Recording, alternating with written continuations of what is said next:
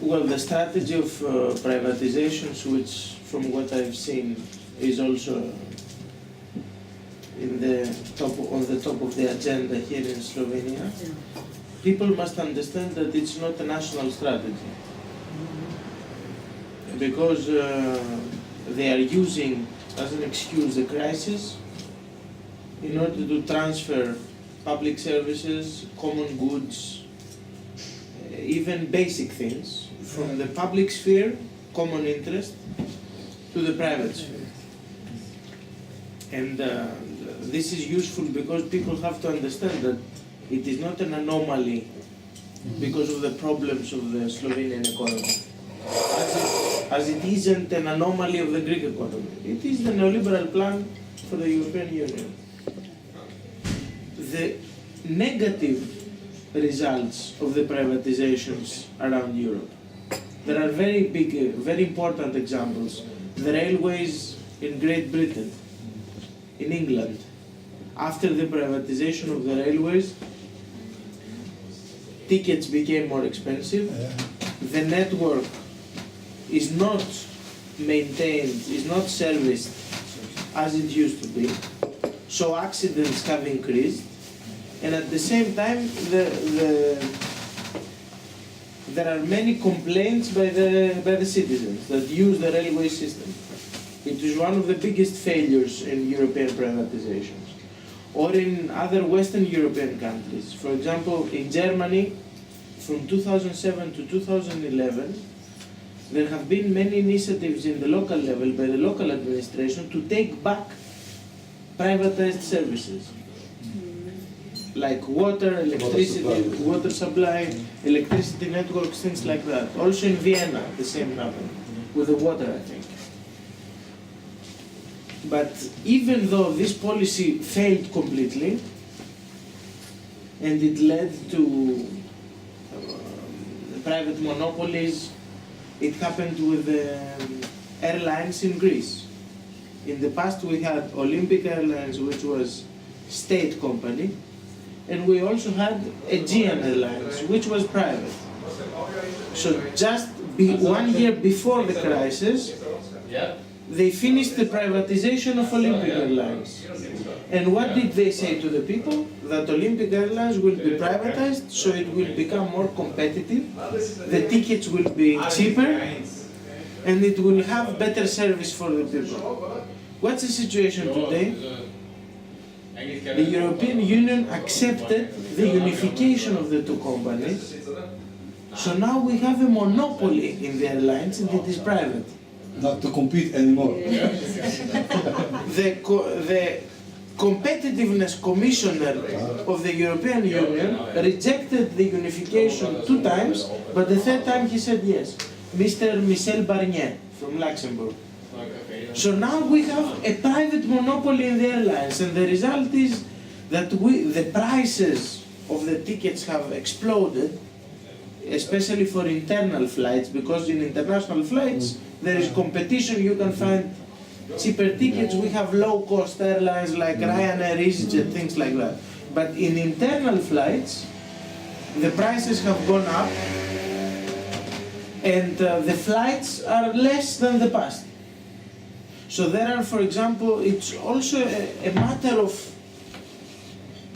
national development, because Greece is a country with many islands. There are small islands with airports that now have very few flights. So they are excluded from tourism, they are excluded from many parts of economic activity. Anyway, this is just an example.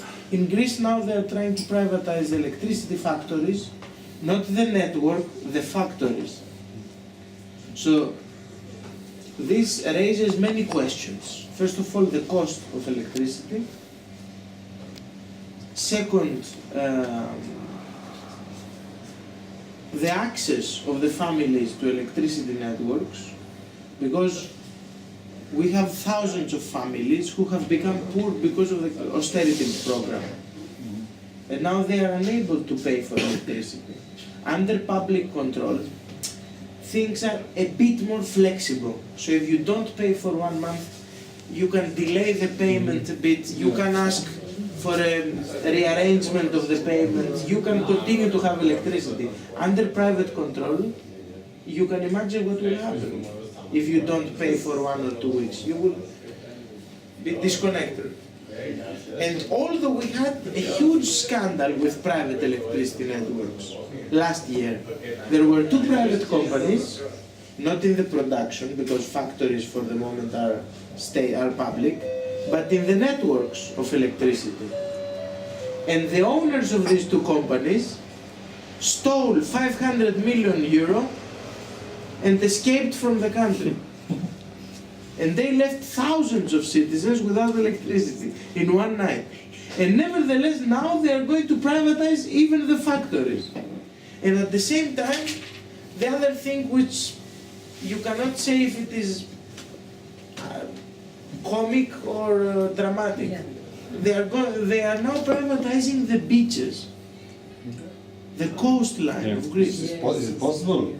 Everything is possible in this country, you know. I think in the case of this constitution, you know, and these things are not anymore a matter of the rights of the citizens only. They become a question of national security of the country. There are whole islands that are going to be privatized, and not small islands only, but also bigger islands with citizens living on them. And they are going to sell the beaches. It's the last resort of the Greek citizen. It was usually it was called the period of popular swimming. It was, you know, the last escape of the citizens. 10 days, 20 days in the summer that they could go for free to a beach, even those who don't have money to pay for private beaches or fancy summer clubs and things like that. It was their last escape. They could go for free to a beach near their village, near their town, swim for free and stay with their family on the beach and have a little bit of free time. And now they're going to sell the beaches. It's incredible. So this is not an isolated phenomenon. We have seen it in the past in Spain, for example, with the coastline. You can find huge hotels on the sand, built on the sand, and this is the plan for Greece. It's a destruction of the environment, it's a destruction of free access to the sea. It is another thing that they are going to deliver from the public sphere to the private sphere. And this plan, as I told you, it's important for the people here to understand that it is not because of a particularity of the Slovenian economy. It is a part of the general neoliberal plan for Europe. For example, before the European elections, the Troika in the last visit, they told the government that we have 12 more suggestions. Suggestions means preconditions if you want to take the next pack of money. But we will announce them after the European elections, so that you don't get destroyed in the European elections. And the things that they announced is the beaches and the electricity factories, immediately after the elections. So the news from Greece is that this policy has destroyed gradually all the people up to the middle classes. If you want me to be more, to go in detail, especially the middle classes, especially the people who, for example, the people of small and medium business, things like that, they are the most violently proletarized now, because they have lost everything. We have hundreds of thousands of small and medium businesses around the country that have been closed down because the owners don't have money to pay for the loans to the banks, so the banks take the shop, and these people are threatened to lose their houses. And at the same time, 1/3 of the population, which is about 3 million people, do not have access to social security at the moment. This means that they don't have access to free medicine and free medical exams. And this is a result of the neoliberal strategy in Greece. I'm giving you all this information because now in this period our government is trying to demonstrate that the country is getting out of the crisis, which is not true. Because we have 60% youth unemployment, 30% general unemployment, and 1,600,000 people unemployed in total in the country. So, and 24,000 homeless people only in Athens. So you can understand that what the neoliberals think as an exit from the crisis is actually the transformation of the crisis from a special condition, extraordinary condition, to a permanent condition.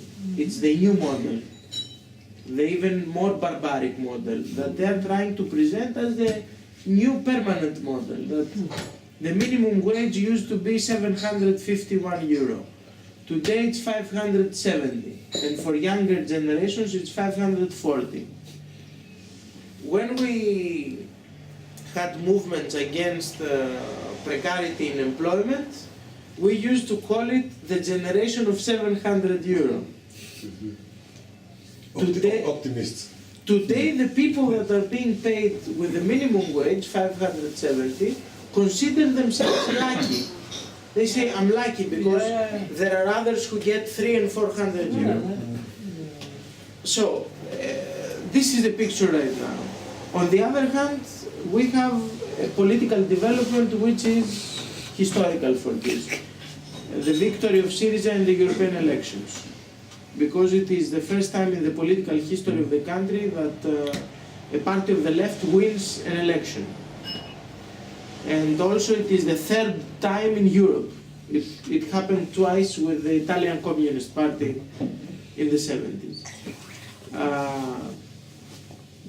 So we are talking about a change in the balance of power.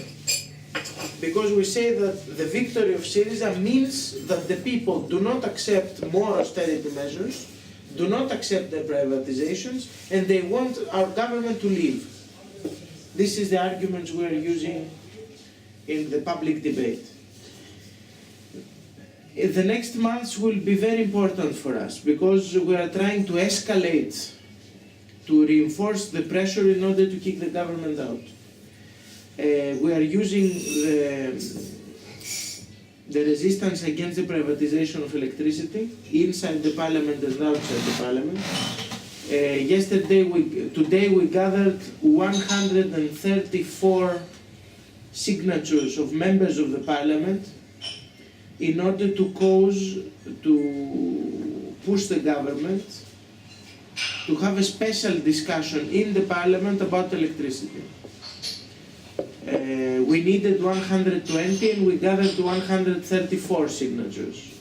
We united the whole opposition apart from the fascists.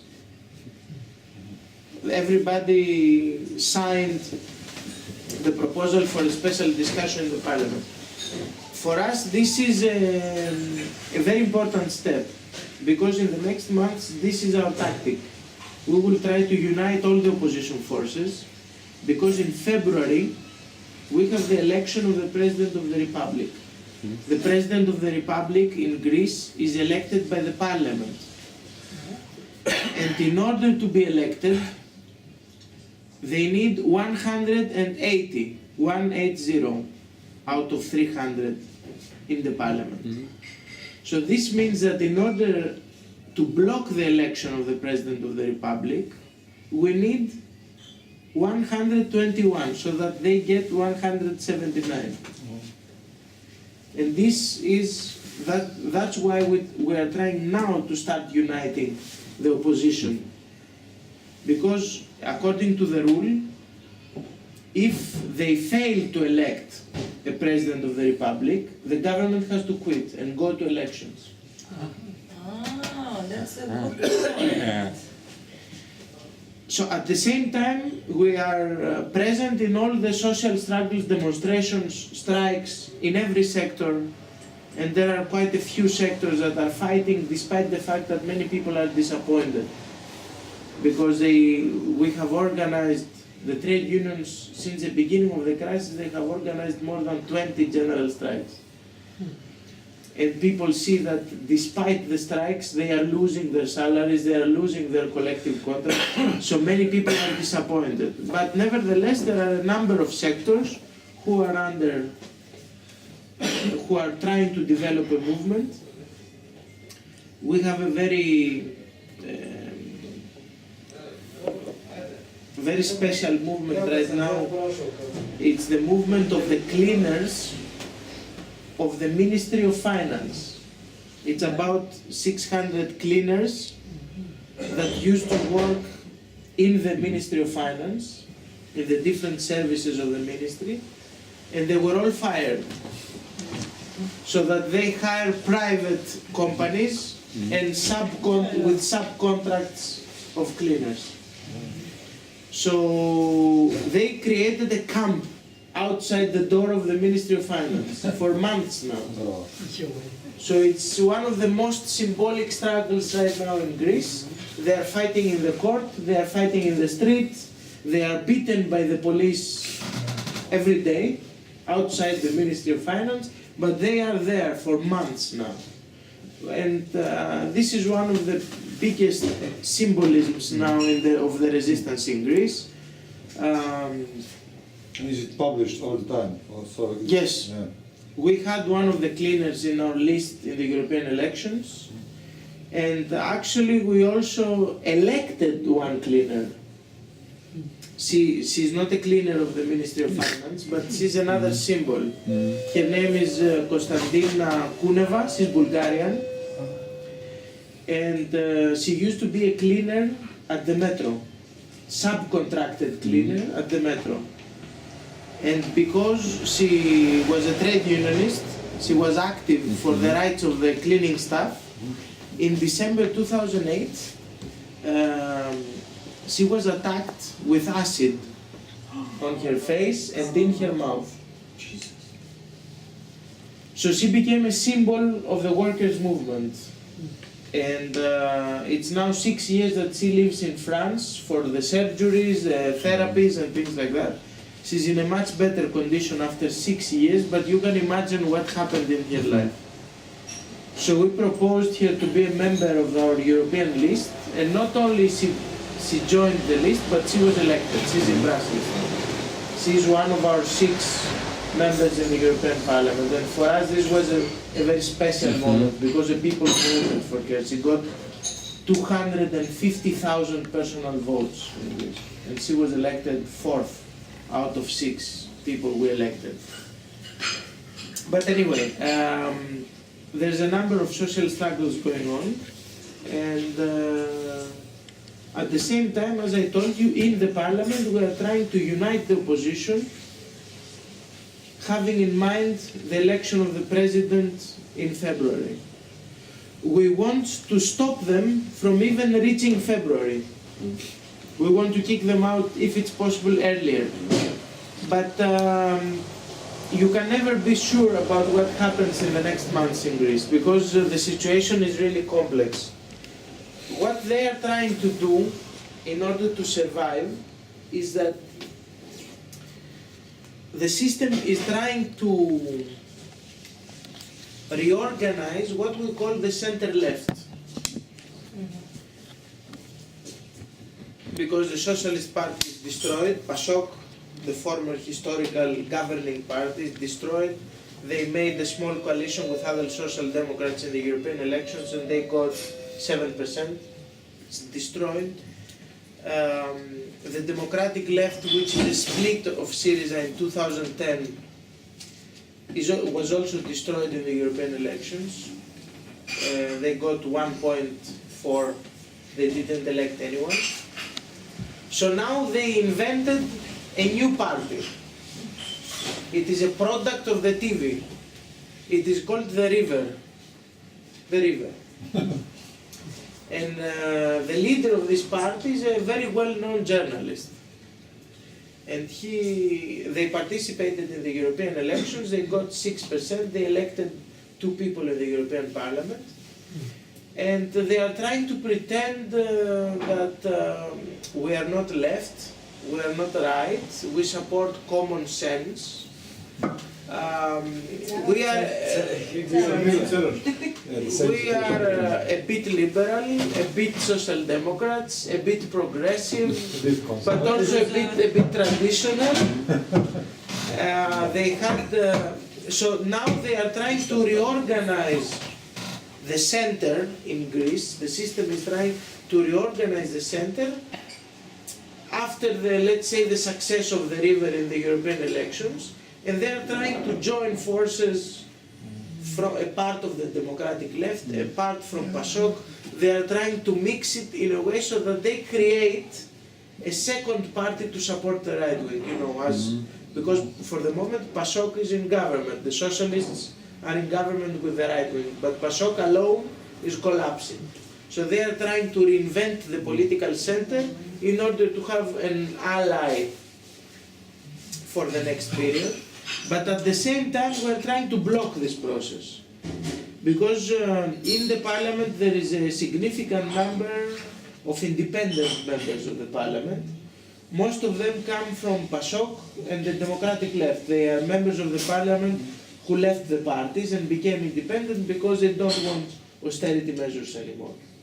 So we are trying to be in contact with them in order to try first to build the alliance that I told you, not to elect the President of the Republic and go to elections, and then keep them as allies for the future government in order to prevent the reconstruction of the political center in Greece.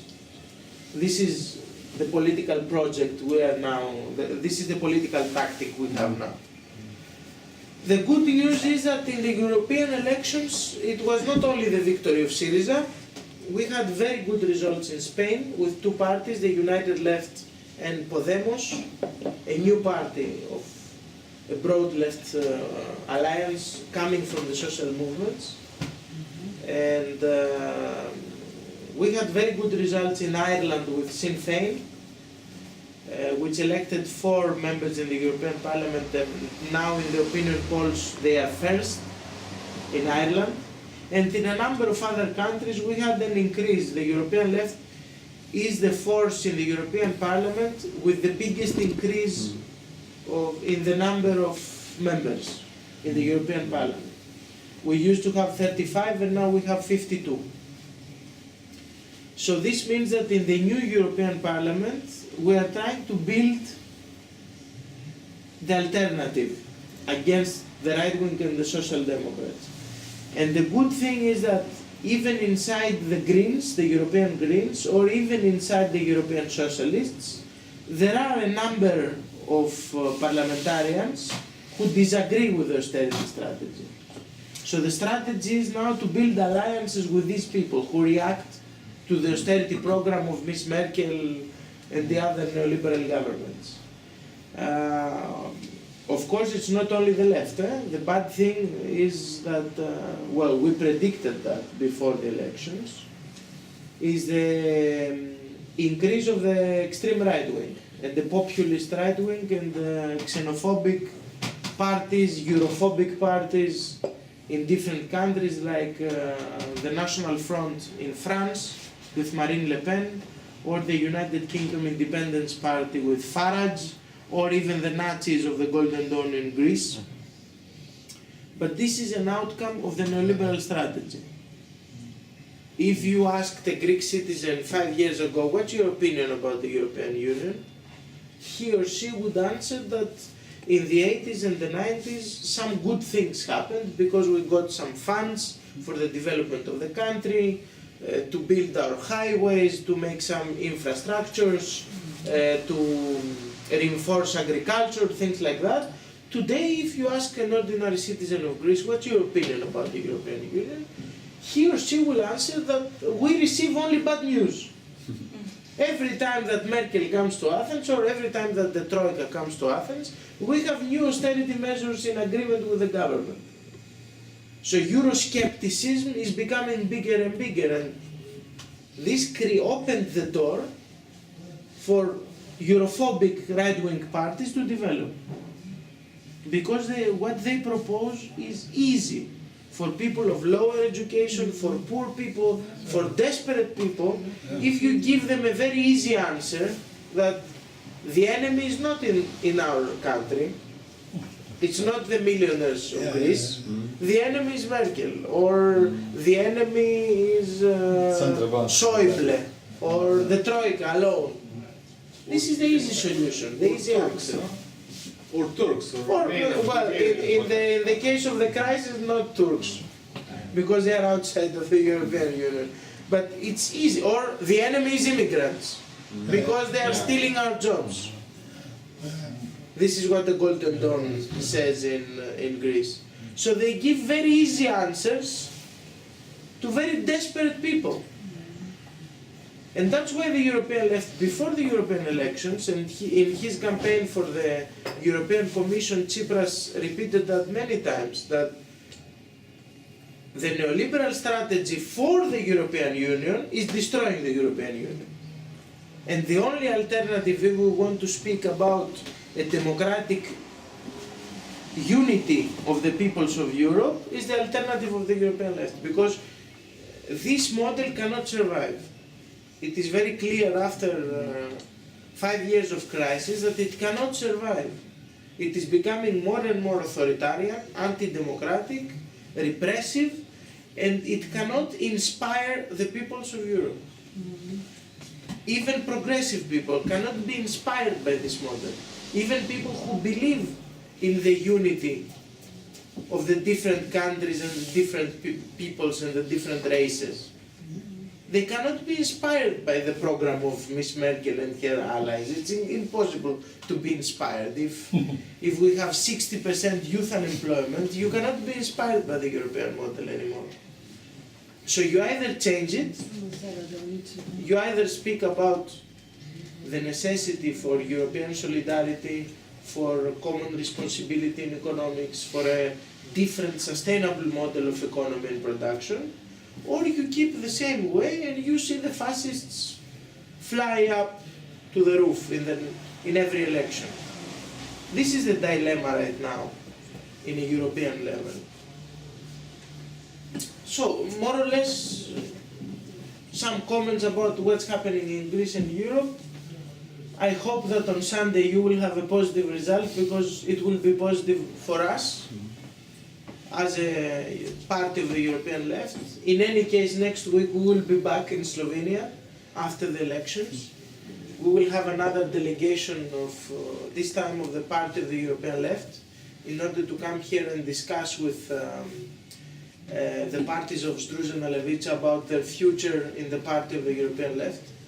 So we will have a chance also to evaluate the result of the election after the elections, to see what happened, and we hope that the news will be positive on Sunday. But nevertheless, already the performance of the United Left in the European elections is very good news for us. Because after only a few months of existence, you managed to gather 5.4, 5.5 in the elections. This is a breakthrough, I believe, because suddenly there's a new force that is being, it is entering the political game in a dynamic way. Okay, you didn't elect a member in the European Parliament because you need 8%. But nevertheless, you are a countable political force as a coalition. So this means that the game is rearranged now, and that the opponents, the enemy, should also understand that there's an alternative on the table. And adopt to it.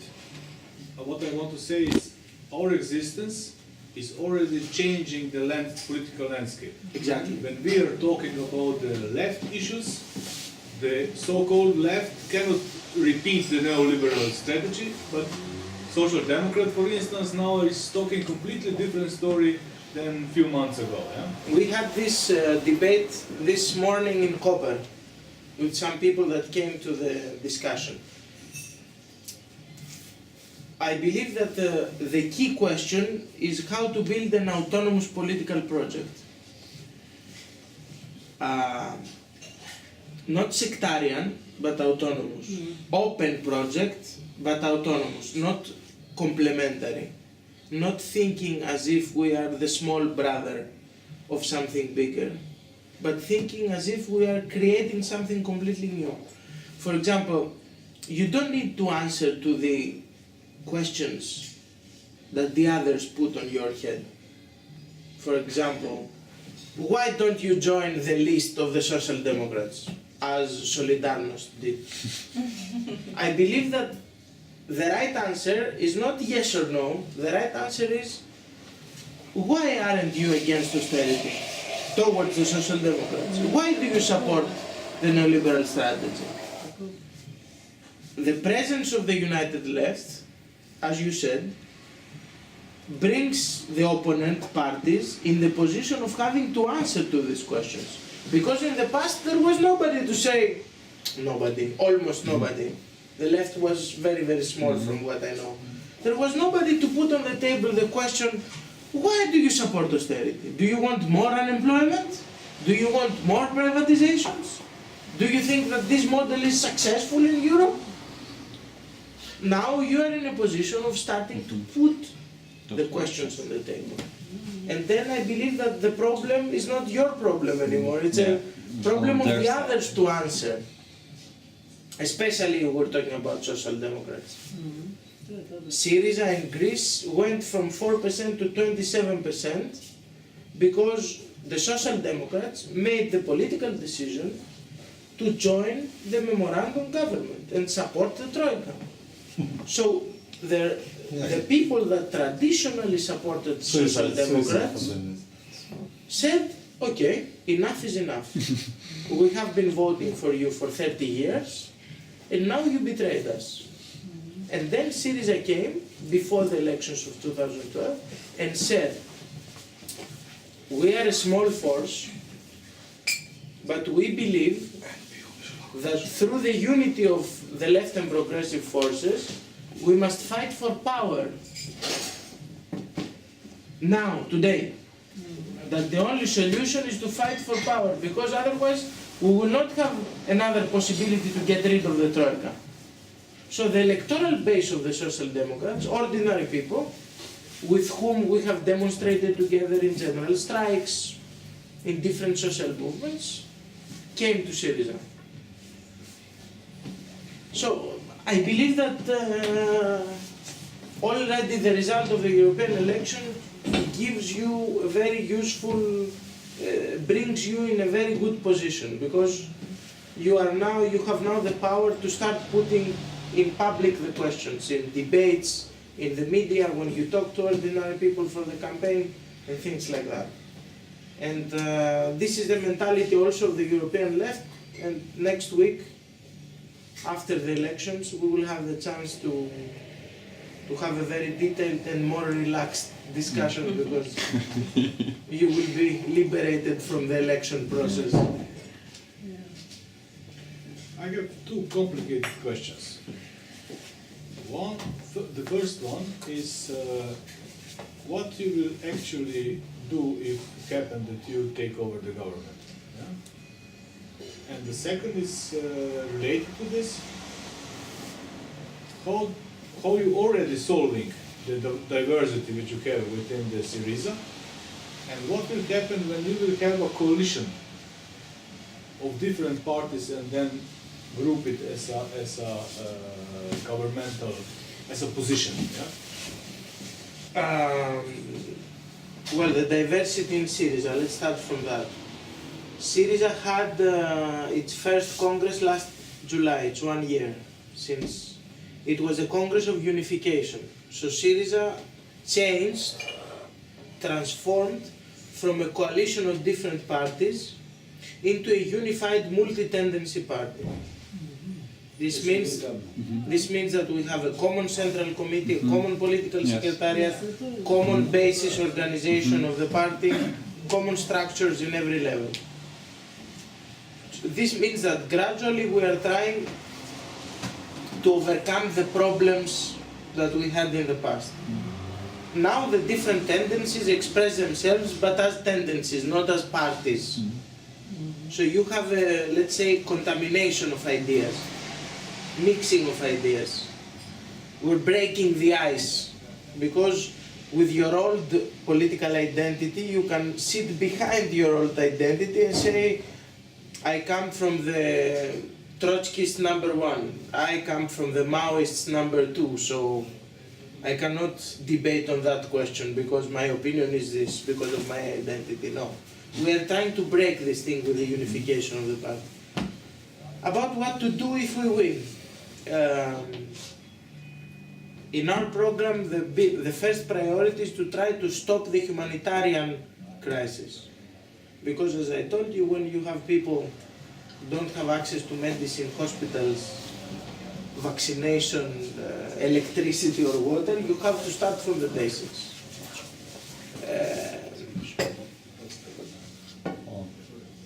I should remind you something that you know probably better than me, that one of the fundamental slogans of the October's Revolution was bread. To bring bread back on the table for the family. So the question is to direct public spending. The first step would be to direct public spending in the restoration of the basic services. Hospitals, schools, all the other social services, social insurance system, social security system that are being destroyed because of the neoliberal policy. But of course, our program includes a number of central structural changes. The tax system, you cannot continue like that. You have a huge taxation of working class and the middle class, and a very low taxation of big wealth of the rich people. The taxes are increased every year for the popular classes and the middle classes, while the tax of the annual profits of big companies is being reduced in Greece. Another big reform would be the reform in employment. Because we don't have any collective contracts anymore. They have been terminated in 9 out of 10 sectors. So the first thing is to make the necessary legislation in order to cancel the laws of the memorandum that we signed with the Troika. The government signed with the Troika. Because in our program the top priority is to stop the memorandum. This means that you need to change the laws that have been voted in the Greek parliament that have to do with the memorandum, the austerity policies. One of them is the collective contracts. Another one is the minimum wage. You know, it is easy to restore the minimum wage in the public sector. The difficult thing would be to fight together with the workers in order to restore the minimum wage in the private sector. And this is a difference of a left government. Because until now, the neoliberal governments were on the side of the employers, the big employers, and the industrialists. The priority of a left popular government would be to be on the side of the unions when they go to fight for a new legislation which will bring back the minimum wage in the private sector to the levels it used to be. The 751 euro it used to be. Another priority is the public intervention in the banking sector. Since 2009, the private banking system of Greece has received 230 billion euro in cash and guarantees. Public money, either by the Greek state or the European mechanisms. This means that these banks are public because they have been rescued with public money. But the governments we have had until now have chosen not to use their rights, their decision rights in the banks. They have the papers in their hands, but they don't go to the boards of the banks in order to intervene and change the credit policy. Because if you want to speak about the revival of the real economy in Greece, you need to speak about creating a cheap credit environment for small and medium business. Because small and medium business has been the basis of the Greek economy traditionally.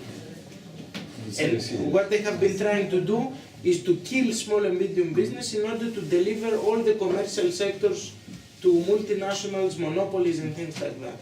So the question is to change the credit policy. It's not revolutionary, it's Keynes theory. The technical on this. The only thing you have to do is to take in your hands the stocks of the banks that the state already has, but it doesn't use them, and go to the boards of the banks and say, we have the majority, from tomorrow morning we change the credit policy. In the past, during, for example, the socialist governments we had in the 80s, we had public banks. But the only intervention of the corrupted governments was the director of the bank to be one of our guys. The question is not to change the faces, the question is to change the policy of the banks. Because if you want to see the real economy reviving, so that people, restore their income, the money circulates in the market, let's say, so that people start to revive household economics and things like that, is to change the credit policy.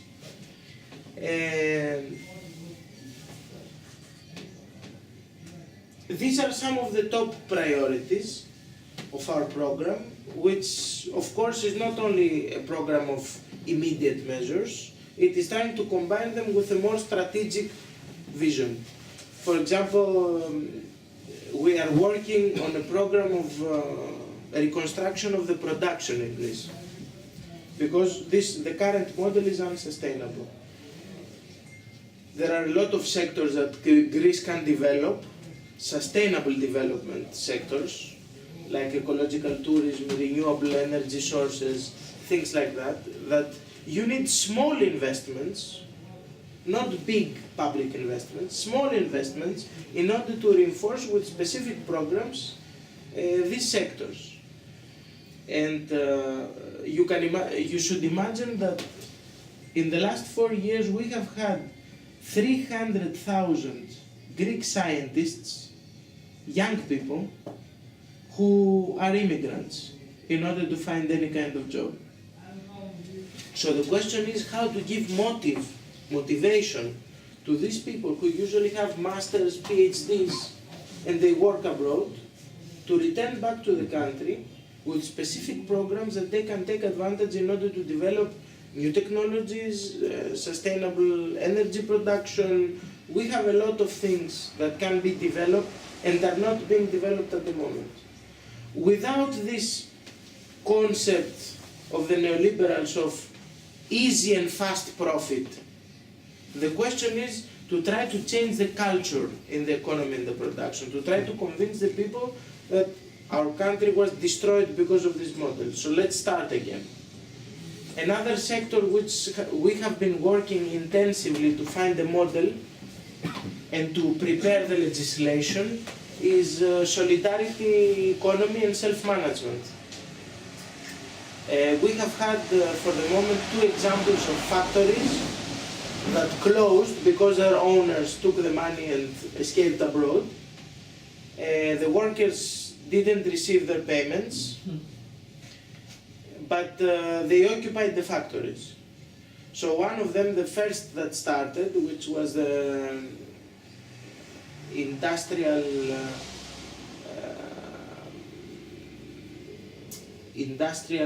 metal production. They constructed, they made materials for construction. So the union of the workers took over the factory. I think it's 2 years, 3 years now. Took over, they opened the factory alone, without a permission. They occupied the factory. Yeah.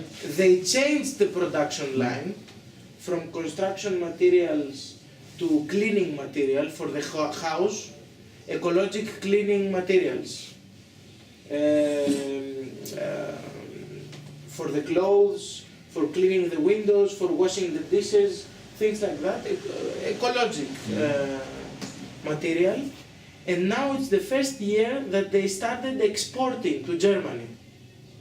They started exports to Germany because they produce high quality products, ecological products, and with the help of the social movements, the idea was expanded. We took them together with us in different international meetings so that all the movements of solidarity around Europe got to know them. So now they are exporting even to Germany. It's the first year that they're exporting.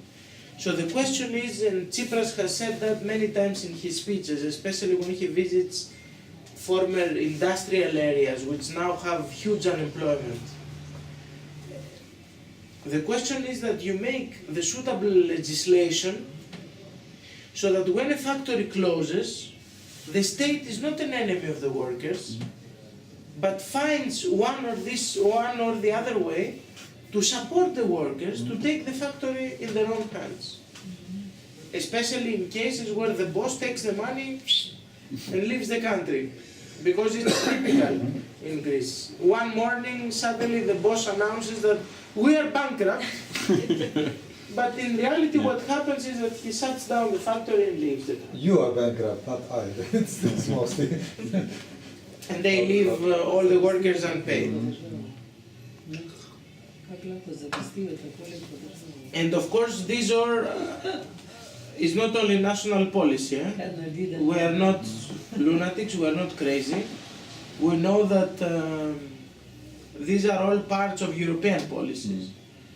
And that's why we are fighting through the European left to change the balance of power. And the fact that, for example, in Spain, in Ireland, which are two countries in crisis, we have a very powerful left nowadays, and the left that can challenge power in the next period is very positive for us. Because this means that you can create alliances, even with, not in the case of Spain and Ireland, when the left is very big and is going bigger and bigger, but even in the case of more moderate governments. For example, Renzi in Italy, although his party is a neoliberal party, the Democratic Party, it has nothing to do with the democratic left of the past in Italy. Renzi, because of the social pressures, he stated 1 month ago that today's Europe is rescuing banks, but it's not rescuing its people. And he says that because he knows that Italy has a public debt of 2 trillion. 2 trillion euro. So if you have a progressive government, for example from Greece, that goes on the table of the negotiation and says that, 1, we must change the migration policy, Dublin II Treaty. This is the agreement, the treaty that has created today's destructive model of handling migration, with thousands of immigrants dying in the sea, in Spain, in Italy, in Greece. To propose, for example, the change of the treaties for migration. To propose a European solution to the public debt problem. Because it's not only the public debt of Greece which is unsustainable, it's also the public debt of Portugal, the public debt of Spain, of Italy, of Ireland, and a number of other countries. Even Germany gradually is exceeding the legal threshold of the so-called European Stability Pact, which is 60% of the GDP. So to propose a European solution, which will include the abolition of a big part of the public debt. This is the only way. They did it in 1953 for Germany, after the Second World War. They had the London Conference, and they decided to abolish 60% of the debt of Germany. It's not revolutionary. You know, it's what ordinary people say in Greece. If I owe to the bank 2,000 euro, I have the problem. If suddenly I owe to the bank 2 million euro, the bank has a problem. It's not true. Yeah. You're right. Today there was an article in Delo, most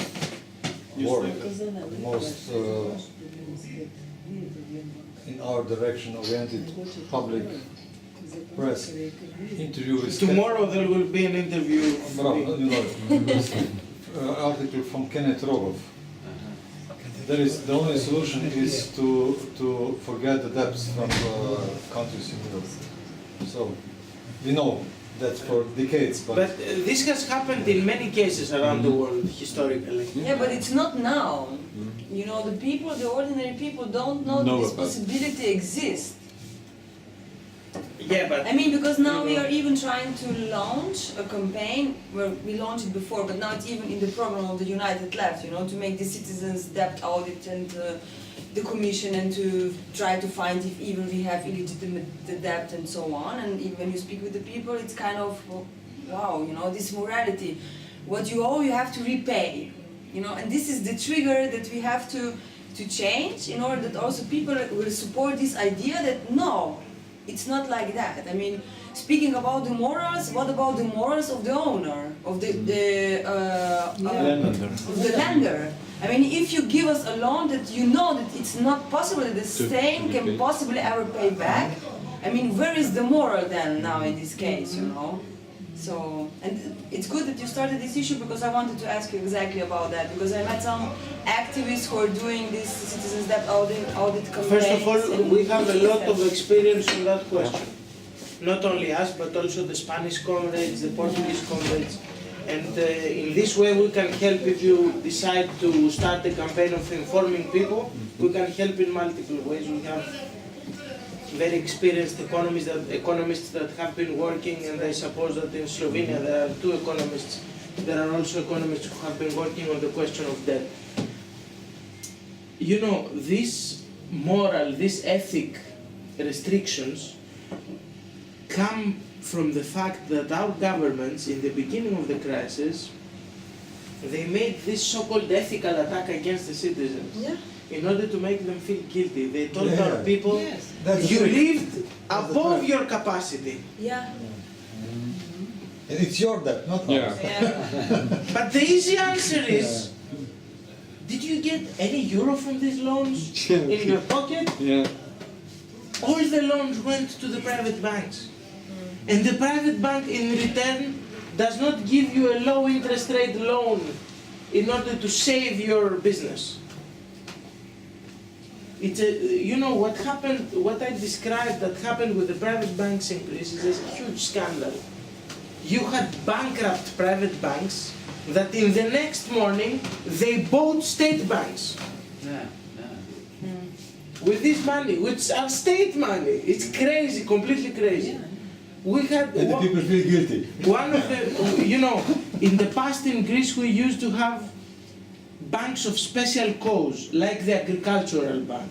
The agricultural bank was public, and it was the biggest and the only economic supporter, together with the subsidies from the European Union, for the Greek farmers.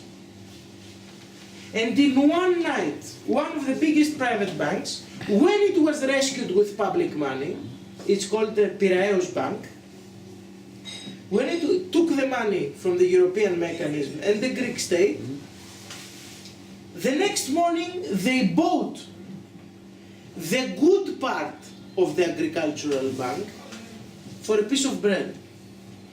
And the state kept the bad bank. The state kept all the loans. So now there's no agricultural bank in Greece. There is no tool of development for the farmers. That's why we say, for example, in the banking sector, a public intervention is useful not only to change the credit policy, but also to try to rearrange the banking system. In Germany, there are many banks of special cause and many cooperative banks in the different states of Germany. These are tools of development in the local level. You cannot have a country as Greece with a very big agricultural production and at the same time not having an agricultural bank. It's crazy. It cannot survive. The model cannot survive. You need a bank of special codes for agriculture in Greece, for example, definitely, which will be able to offer low credit to the people who produce. How about complementary currency, where you have for people, for example, local exchange trading systems? In German they call it Talententausch. Then you have a bank for this course for the companies. In Switzerland it's called Wirbank, Wirtschaftsring. It's economic circle. They have so-called the value is Wir. It's the same as. How does this work? It's actually a compensation between 80,000 companies.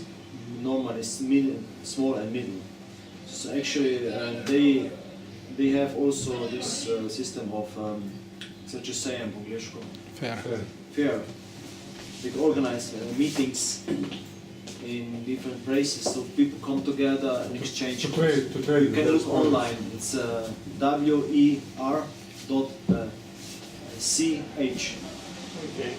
It's very I wonderful. haven't heard of that. It's great. Especially in a crisis, they have a bigger volume of business than when it's the economic growth. Yeah, they're somehow balancing this. This system I would put in the countries actually. Then you are not dependent so much on the outer money which can be printed somewhere else. And for example, a local exchange trading system is so as called local. They exchange goods and services also for the points. You can set different values for the points. Some use also like time banks. Like we have local experiments of time banks in Greece, but in small scale. Yes, it's small scale. But And this they're is working? Yes, in most of the cases, yes. of course, so people can survive. The activists of Siriza are involved in more than 250 solidarity networks around the country. And this means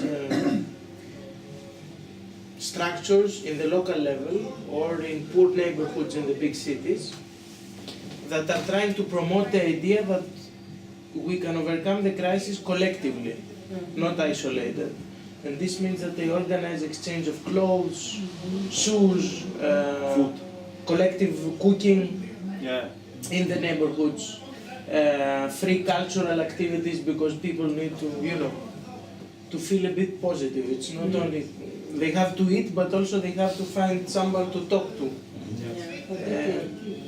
Things like that, and especially in poor neighborhoods in big cities, this is very important because it breaks the isolation of the excluded people, and it keeps many people away from the fascists, from voting for the fascists out of desperation.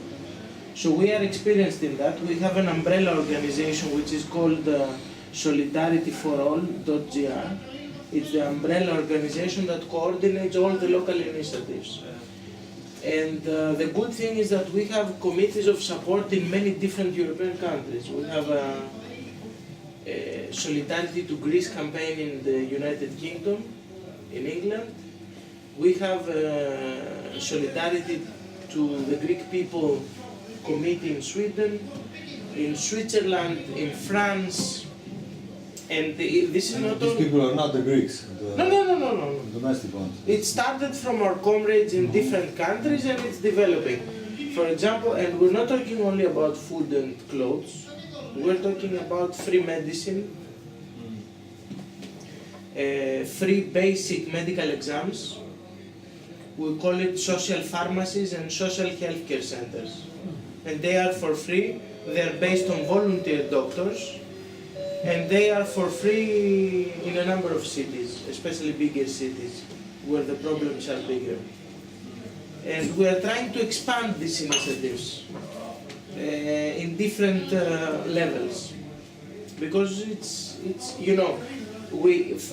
when you visit such an initiative, a local initiative, the first thing you will hear from our activists is that we do not wish to replace the duties of the state.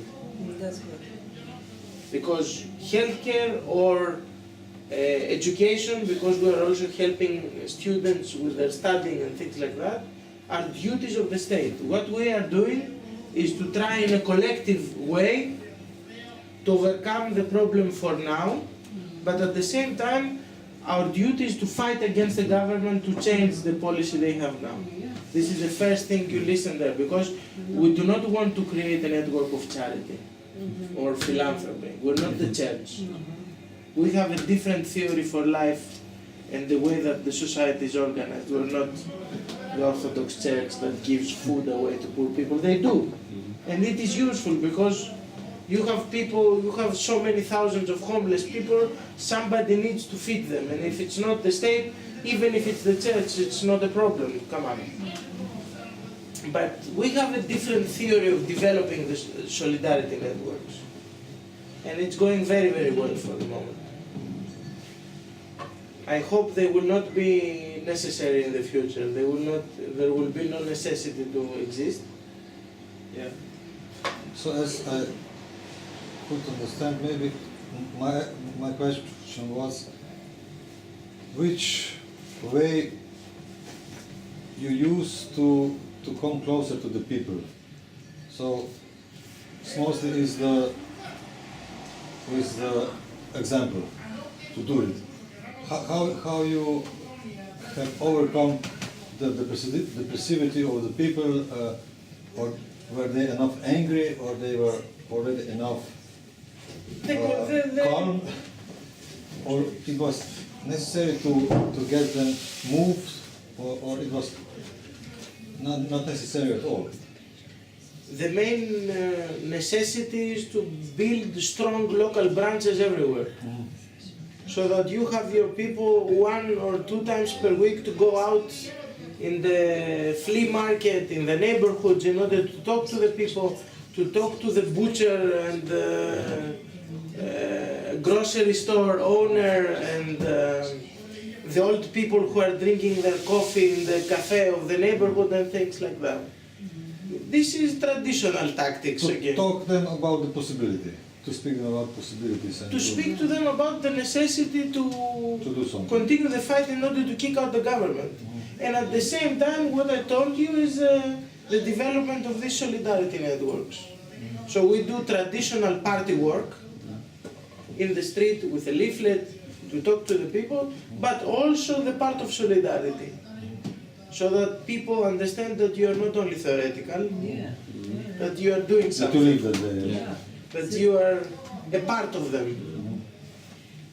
Se upravičujem, jaz sicer bi znala povedati angleško, ampak reči ne, ker me je sram. Probaj. Ne bom.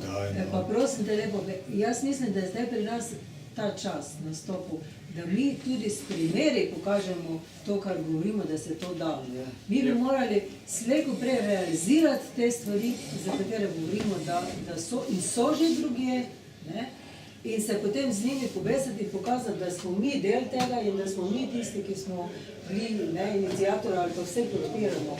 Veliko stvari se že dogaja, ampak se premalo to poudarja in ljudje nimajo več nobenega zaupanja, ne verjamajo, vse samo govorite, da se nič ne bo zgodilo.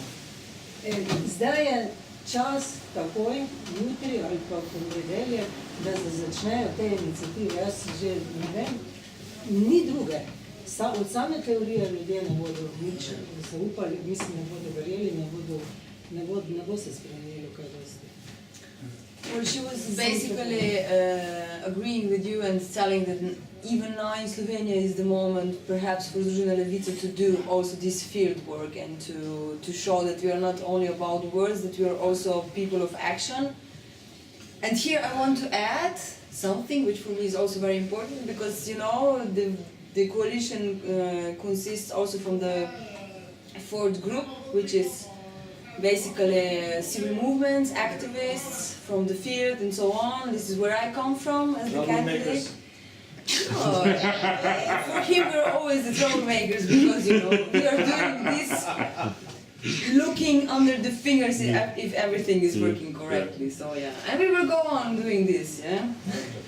Yeah, so maybe, and this is also something that was basically the thing that convinced me to go active into politics, into party politics, out of this form of being an active citizen, you know, and working on the field, and to join forces and using this tool of political parties, because somehow it's inevitable, you have to try from this side as well, right? Even though the parties until now didn't do their job, so.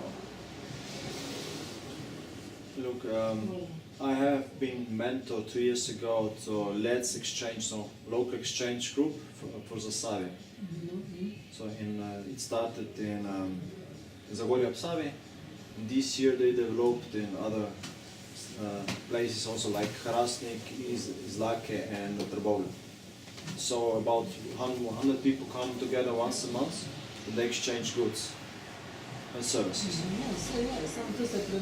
Yeah, of course. But you know, it's just also a question of laws. You know, it's a grey law. No law says nothing about that, because you are actually going up from so-called neighborhood hub. So you get to the next level, and this is organized. So then it's a question. You are against financial policy. Davčna prava, you know, you can get in problems. So this is now still a grey area, but when the people really come in trouble, this is the only help, because they exchange between them and solidarity. Vseeno, treba bilo bi to dvigniti na malo višjo raven, da bi to bili neki sistemi, ki bi bili priznani, legalni, ki bi imeli neko moč, ki bi dali ljudem nazaj zaupanje, da se da. I met 2 years ago also a guy who was actually a lawyer 20 years ago helping Jansha to come out of prison. Now he's now old rent. Retired. Retired, yes, thank you. And he said, we were talking about things, what we can do, and I told him about this exchange circle. He said, yeah, I thought about that, and it would be good as a basic income for everyone. This is like active, so the people have some basic level, they can survive. You're considering drachma as an option? No, because one of the strongest tools of negotiation you have in your hands is your existence in the Eurozone. Because if you want to succeed in bringing changes, you have to use your presence in the Eurozone in order to tell them that, do you want to demolish the Eurozone? If you don't want to demolish, to destroy the Eurozone, you must understand that we need to make fundamental changes from a position of a government. And this is the way, you know, the common currency unifies the conditions of exploitation, but at the same time it unifies class interests. Because gradually you are fighting for the same things, because the policy is the same. And this is what we have been trying to do through the European left. The return to a national currency would mean an even more violent devaluation of labor in Greece. For the moment we have had internal devaluation in the Eurozone. Reduction of salaries, reduction of the social security system and the costs of a worker. If you decide to leave the Eurozone, this would mean that you have to do immediate and consecutive devaluations of the national currency in order to become competitive in exports, in order to survive. This means that the first things that will be devaluated, according to our estimations, by 50% in the beginning, is pensions and salaries. So this means that it would be even worse conditions for the working class. And that's why, and also, if you believe in the idea of the unity of the peoples of Europe, and you are a left party, you cannot propose the return to the drachma in Greece, to the Greek working class, in order to have a devaluated currency and be more competitive in exports. Because then what will you propose to the Portuguese working class? That you should go back to the escudo, devaluate your currency so that you also become competitive, and we will end up in a currency war of 17 different countries, and the first victim will be the workers. Because of the consecutive devaluation, because of the competitiveness, of the competition between among currencies. That's why we don't support as a solution the regression to national currencies. Of course, this does not mean that we do not criticize. We say that this is a structural crisis of the European Union, and the basic reasons for this crisis is the way that the European Union and the Eurozone have been functioning.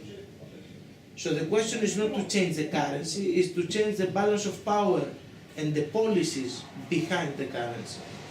That's why we're fighting in the European level as well. Okay, maybe just, I don't know if you're tired or not, we don't want to exhaust you even more because I know you had a long day and basically you're everywhere speaking about the Do same you want problems. something, some drink or No. you're fine? Yeah. Water or something? No? Some water, yes. No, but when speaking about drachma, you know, I can agree completely with you regarding the devaluation of the workforce, you know. But on the other hand, with an euro, you're kind of a sitting duck, yeah. Because with an euro, they can attack you as with a light artillery, yeah. With all the products which coming to Greece, you know, like Mandel said, you know. Somebody calculated that if no German mark would exist, Deutschmark will be worth 3.2 euros, you know? One German mark will now worth 3.2 euros. And that means that if possible that Slovene company compete with a washing machine which is coming to Germany on our own market, yeah, which is coming from Gornja. I don't know if you know this company, you know, and they came to the position that German product of the more or less same function, but German has a higher quality, you know, that this difference in quality is not related in a price.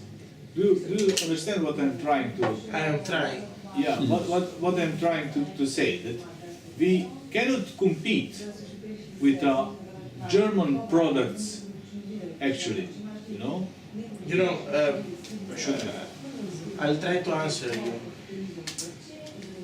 In our plan for the productive reconstruction of Greece, we don't aim to build the factory of Volkswagen in Greece. We don't want to compete in Germany in these terms. The question is that, for example, Greece is one of the biggest olive oil producers in Europe, and instead of having a state policy of how to manage this production, we sell huge quantities of Greek olive oil to Germany in tanks, not in bottles, in very cheap prices. And this olive oil returns to the Greek supermarkets in very fancy bottles as German olive oil or Italian. So the question is to develop the sectors you can develop in every country. We don't want the whole Europe producing cars. This is ridiculous. But on the other hand, we have had destructive national policies that need to change immediately. And the question of bringing balance in the European economies, it's not a question of classing the interests of the Greek working class with the interests of the German working class. The question is how to build the balance.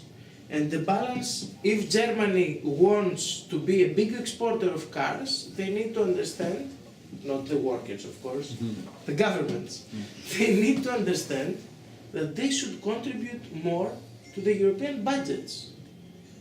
They are the first economy in the European Union. We are fighting for the increase of the European budget, and now they are decreasing it. Because a way of achieving economic coherence in the European Union is a strong European budget. So, and of course the way you distribute the money of the European budget, yes, but at the beginning you need a strong European budget in order to be able to correct the imbalances, not with a competition of the factories and things like that, but by funding the countries that have bigger, for example, need to import more things in order to survive.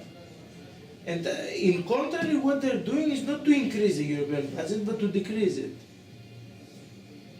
And, you know, Merkel did not say that directly, but she put Cameron to demand the decrease of the European budget. Because traditionally, the British are more Eurosceptics and things like that. So the question is to bring balance not out of a competition of the workers, but to bring balance by shared responsibility, by economic solidarity, by returning to values like this. And I believe that this can be achieved within the framework if you change drastically the balance of power.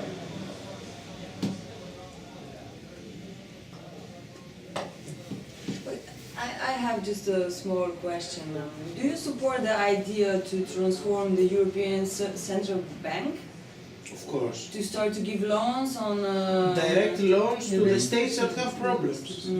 The current system is completely speculative. They give loans to the private banks with an interest rate of 1%, and then the private banks give loans to the state with 4, 5, 6, 7%. It's legal theft. There's no reason to have a central bank if it doesn't have its own public credit policy. It's completely crazy. That's why the European left supports the change of the statutes, of the rules of the European Central Bank. Because you cannot have a central bank completely autonomous. You need democratic control by the European Parliament, so that you have transparency and you can influence the credit policy. Otherwise, it's impossible. You have Draghi talking to Merkel and Olli Rehn and deciding the credit policy.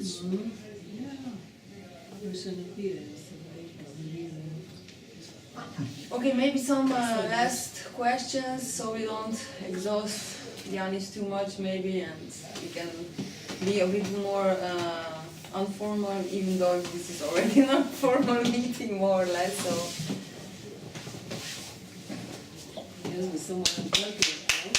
We don't know. We agree on that. So. I hope for good news on Sunday night. We all do. To predict the results.